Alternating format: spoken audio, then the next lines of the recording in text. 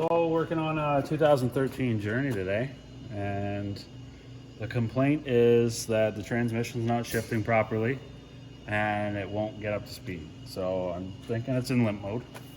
I got the scanner plugged in right now. We're gonna take a look at the fault codes. And I'll show you what's going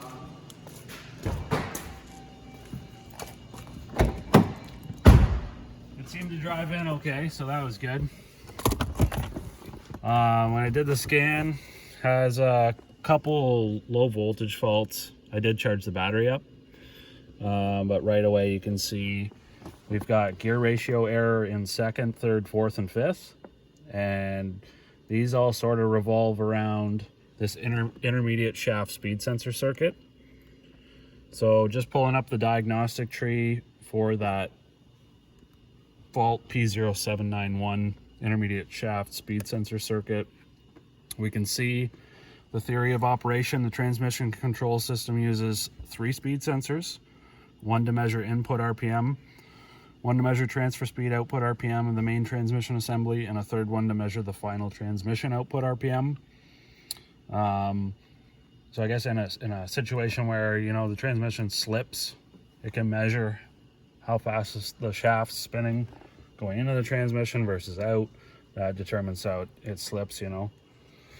So there's a quick wiring diagram. Powertrain control module and our 3 sensors, they all share a ground. Some possible outcome or possible causes. To start on this fault, it's going to get us to monitor the transfer RPM by lifting the vehicle up and putting it in drive and checking to see if the RPM is below 100, and then it's going to take us down the diagnostic tree. I think what I'm going to do first is do a visual inspection on the sensors and just make sure that there isn't one unplugged, or squirrels made a nest on top of the transmission and chewed one of the wires off. So we'll take a look. We'll lift it up in the air and take a look and see what's going on. All right, so just taking a peek in here at some of the sensors. You can see up in there, we got some wiring that's chewed off. I don't know if we had a rodent up in there that was getting hungry, or maybe something hit it, maybe some ice, I don't know.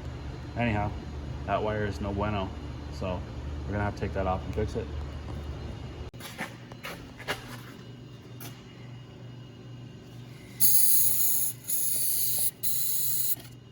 I like to soak it down with silicone spray. You get it Helps the connector come off. Oh yeah. Yeah, I'm just gonna cut that there for now.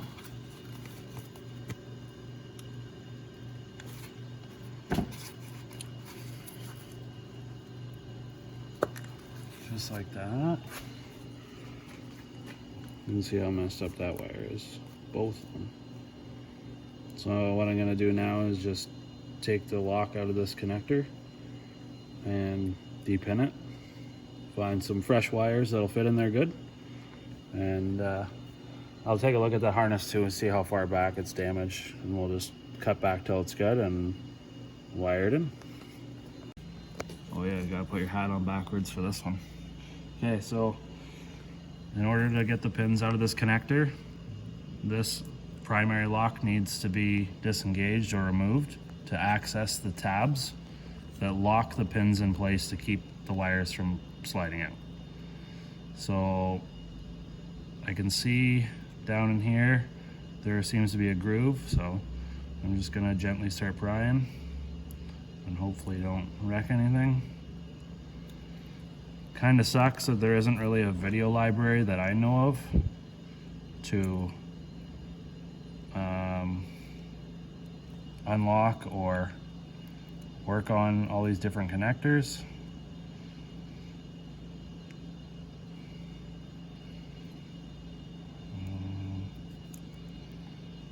And they're fragile too. Like sometimes if you get rammy with it, you end up marking up the plastic and it doesn't go back together right, which sucks. So there, that unclipped. You can see there was sort of a locking tang in there. and there's probably some other one in somewhere else. Now I usually try to take it right out, but might not have to on this one. This pick tool that I'm using is made by Snap-on. I've actually just ground the end down to make it a little nicer for lifting the locking tabs. These wires here, I find it's best to push in on the wire as you release the tab that holds it in place. So I'm gonna try with this one and see if I can sneak in there and do that without removing this yellow.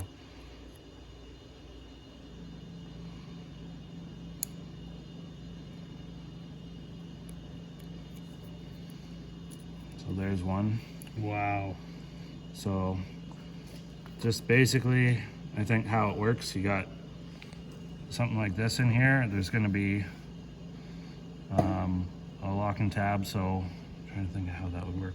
Yeah, it would basically be like sitting in there like this. So you'd slide the connector in, or the pin in, and the locking tab would drop down and prevent it from coming out. So you take the tool and slide in and lift it up, lift the locking tab up to get the pin out. So I'm gonna get the other side out. That's gonna be fun. Probably have to get some needle nose pliers on there. And then once I get that out, I'll have to find some pins that are exactly the same as this. There is a repair kit that I'm gonna show you in a bit for pretty much any connector on Chrysler vehicles. Most of them are available. There's some stuff you might have trouble finding, but for the most part, you can pretty well get any repair connector with the wires. It's a whole terminal repair kit, and then you just plug them in and wire them up, and away you go. Okay, so ended up finding another connector that runs the same style pin. It's also weather packed, so that's good. That's what we needed. Those are the two connectors. But yeah, we sort of ended up finding similar locking faces, whatever you want to call them, primary locks. So you can see, take a good look in there. You can see that tab that I'm talking about, that retaining lock that's down in here that you would push up on. And that's what's going to release the pin. So now that we've got our new pin, make sure that the weather pack and the connector's all nice and clean. And then you can just slide it, you hear it click, lock in place. So now we've got our pins in here. Another thing to just keep in mind is which colors go where, so you know when to wire it up. Not so bad on this connector because it's just two wires. And then we take our primary lock piece here and snap that in place. We're good to go. We can wire this back up now and plug it in, and we'll do some testing, make sure everything runs good. Okay, so we got the wires stripped back and exposed. I'm just going to use some wire strippers here just to peel the insulation off and make sure the wire looks clean. And also just wanted to make sure that further up the harness didn't get nicked or cut. Everything looks good, so I'm just going to go ahead and strip those and prime those wires, and we'll get them put together. You want to make sure that you don't leave too much length, because this thing needs to plug in here and not get wrapped up in the axle. Let's go.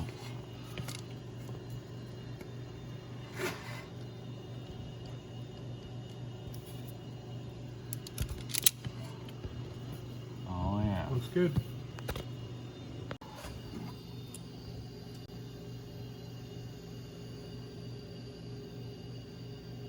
You gotta talk a little bit what you're doing. Oh yeah. Just did up some wiring connections. Now, gonna be a savage and light this heat shrink on fire. Just kidding. Try not to do that.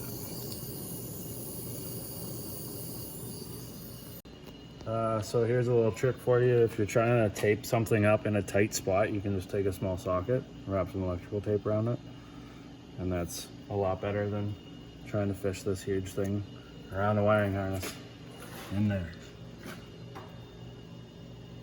That's Cheat. Cheat.